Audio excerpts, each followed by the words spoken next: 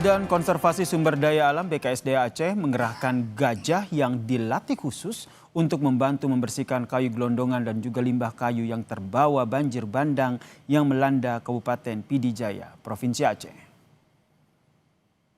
2 pekan pasca banjir, 4 gajah Sumatera diterjunkan untuk membersihkan kayu yang terbawa banjir di Desa Munasahbi.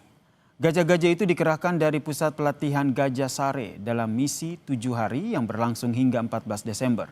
Bersama pawangnya, petugas melalui medan berbahaya yang sulit dijangkau manusia dan juga alat berat di Kecamatan Murah II. Dengan kekuatannya yang luar biasa, gajah-gajah itu membersihkan batang pohon dan mengangkut pasokan darurat penting bagi warga yang terputus dari bantuan. Desa Munasah, saudara, di Kabupaten Pidi Jaya termasuk dalam daerah yang paling parah dilanda banjir bandang. Memanfaatkan gajah untuk membantu bencana merupakan praktik lama di Aceh, terutama digunakan setelah tsunami dahsyat tahun 2004 lalu.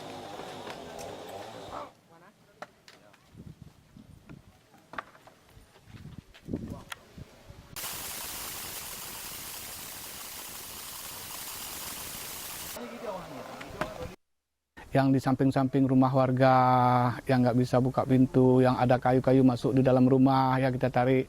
Ya kita hanya kasihan sama masyarakat, ya kan. Nah, itu sasaran kita gitu.